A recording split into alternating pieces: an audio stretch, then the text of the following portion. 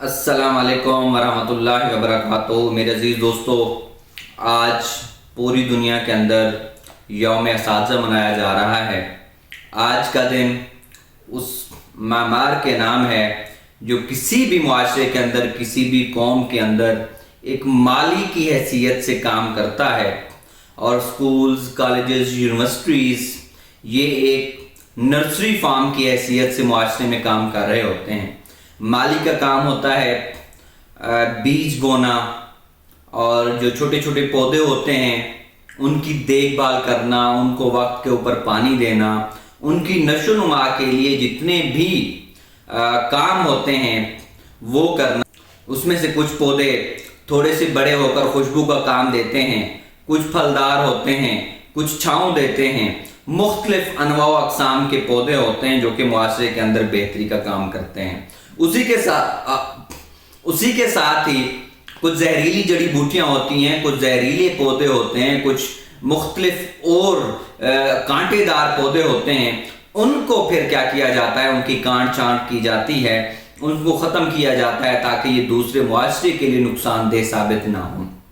मेरे अजीज़ दोस्तों, इसी तरीके से उस्ताद ही की वजह से नौजवान अपनी कामयाबी की बुलंद तरीन चोटियों को छूते हैं, अपनी मंजिल मकसूद पर पहुंचते हैं। मेरे अजीज दोस्तों, हम जानते हैं अल्लामा इकबाल रहमतुल्लाह अलैह को, कि जिसको दुनिया शायर मशरिक के नाम से जानती है, एक मुफक्किर और मुफस्सिर और मुदब्बिर के नाम से जानती है।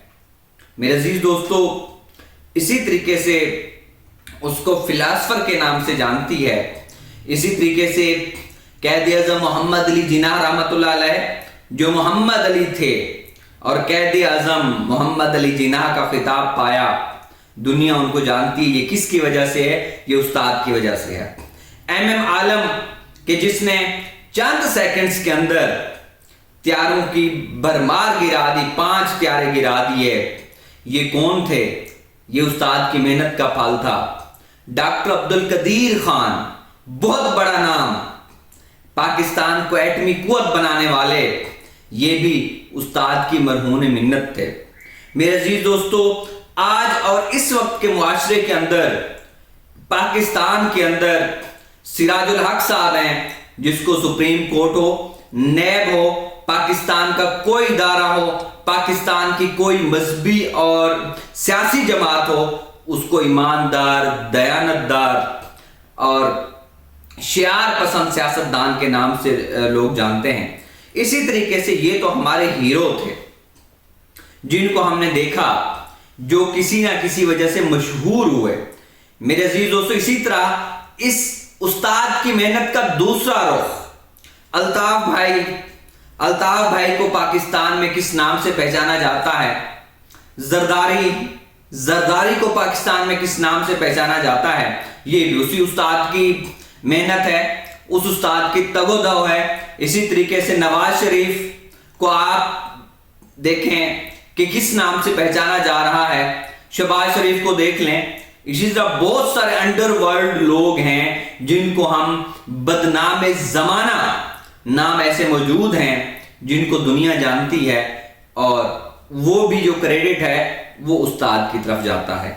अयूब खान, यहया, ज़ियाउल हक, मुशर्रफ जैसे बदनाम जमाना लोगों को भी हम जानते हैं, और ये भी कहीं ना कहीं उस्ताद की गलती ही की वजह से सरजद हुए, और जिनके मरने के ऊपर खुशियां मनाई गईं, और पाकिस्तान के अंदर आवाम कुछ सुख का सांस लेती है और उसके बाद फिर इस तरह के खुदरो पौधे आ जाते हैं और आवाम का जीना हराम करते हैं। मेरे अजीज दोस्तों, दोनों उस्ताद हैं लेकिन नताइज मुख्तलिफ हैं।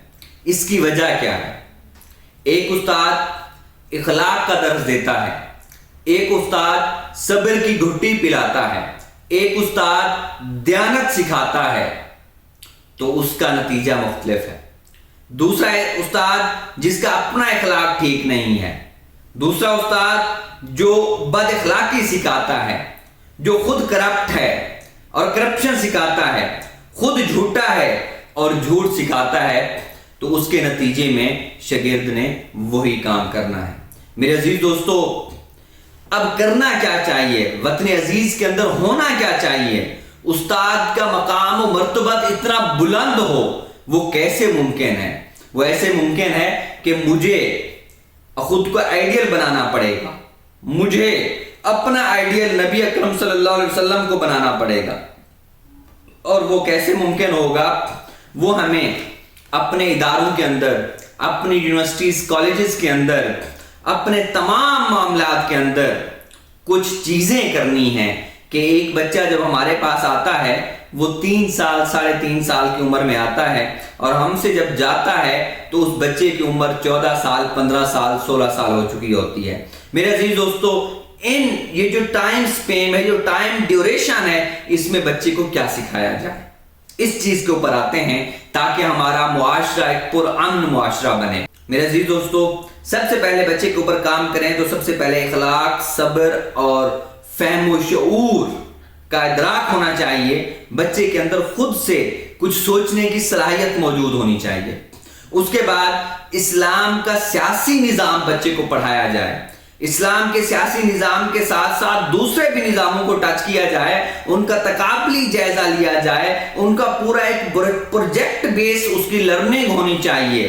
اور اس کے ساتھ ساتھ جو طرز حکمرانی ہے، طرز حکمرانی کے جو بیسک بنیادی اور ضروری لوازم ہیں، ان کی سٹڈیز ضروری ہونی چاہیے، ان کی سٹڈی لازمی طور کے اوپر ہونی چاہیے، تاکہ جو رول آف لا ہے اس کو بچے پڑھ سکیں، جو سیاست ہے سیاست کے اندر بچے انٹرسٹ لے سکیں، سیاست کو ایک عبادت سمجھ سکیں۔ لیکن آج کل آپ دیکھیں، استادوں نے بڑے بڑے انجینئر بنائے، بڑے بڑے ڈاکٹرز بنائے، بڑے بڑے پائلٹس بنائے، بڑے بڑے سائنسدان بنائے، لیکن عملی سیاست کے اندر جو استاد ہے اس کا کردار زیرو ہے۔ استاد کو اچھے سیاستدان بنانے چاہیے، استاد کو عملی سیاست کے اندر اصلاحات لے کے آنی چاہیے اور اس کی کوشش کرنی چاہیے، اور اس طریقے سے سوسائٹی کو ڈیولپ کرنا چاہیے، جو کہ ہم دیکھ رہے ہیں کہ یہ کمی رہ گئی ہے۔ تیسری چیز، تعلیم و تحقیق اور ٹیکنالوجی کے میدان میں جدت آنی چاہیے۔ تعلیم و تحقیق وہ انجن ہے جس کی بنیاد کے اوپر آپ اس دنیا کے اوپر حکمرانی کر سکتے ہیں۔ تعلیم و تحقیق کا انجن جس بھی قوم کے پاس ہوگا وہ دنیا کے اوپر حاوی ہوگی۔ جیسے آپ دیکھ لیں، مختلف ممالک ایسے ہیں جن کے پاس تعلیم و تحقیق ہے اور وہ دنیا کے اوپر راج کر رہے ہیں، جس کے پاس تعلیم و تحقیق اور ٹیکنالوجی کی جدت نہیں ہے، اس کا اس دنیا کے اندر کوئی نام و نشانی نہیں ہے۔ آپ دیکھ لیں، آپ سرچ کر لیں، آپ کے پاس گوگل ہے کہ جس بھی ملک کے اندر یہ چیزیں ہوں گی وہ سب سے اوپر ہوگا، اور جس ملک کے اندر یہ چیزیں نہیں ہوں گی وہ سب سے نیچے ہوگا۔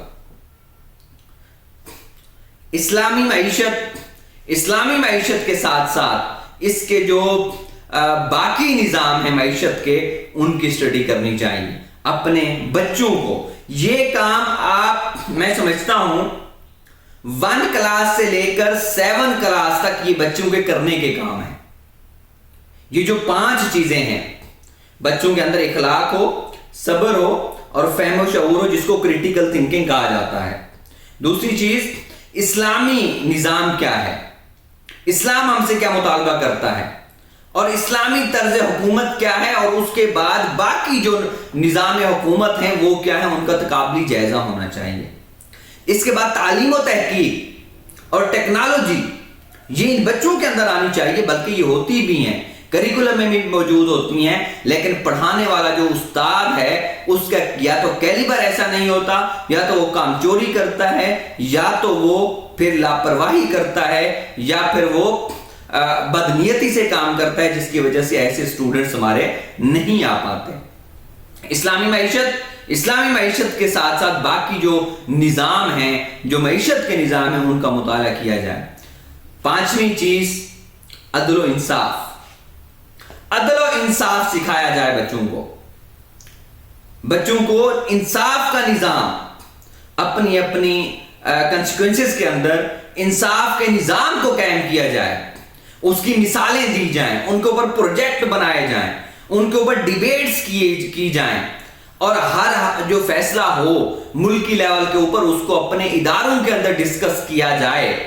ان کی اچھائیاں، ان کی خوبیاں، ان کی خرابیوں کو دیکھا جائے تو یہ جو 5 چیزیں ہیں، اگر ہم ان 5 چیزوں کو کر لیں گے تو میرے عزیز دوستو یقین جانیے 15 سال کے بعد، 20 سال کے بعد ہمارے ملک کے اندر، ہمارے معاشرے کے اندر ایک ایسا معاشرہ بن چکا ہوگا کہ جس میں تعلیم و تحقیق ہوگی، جس میں انصاف ہوگا، جن کے اخلاق اچھے ہوں گے، جو صبر کرنے والے ہوں گے، جو فہم و فراست سے کام لینے والے ہوں گے، جس کی جو معیشت ہے وہ مضبوط ہو چکی ہوگی، اور جن کے اندر جو عدل و انصاف ہے اس کا بول بالا ہوگا، پھر پرامن پاکستان بنے گا، پرامن معاشرہ بنے گا، اور پھر ہم یوم استاد، یوم اساتذہ مناتے وقت فخر محسوس کریں گے کہ ہمیں فلاں استاد نے بنایا تھا،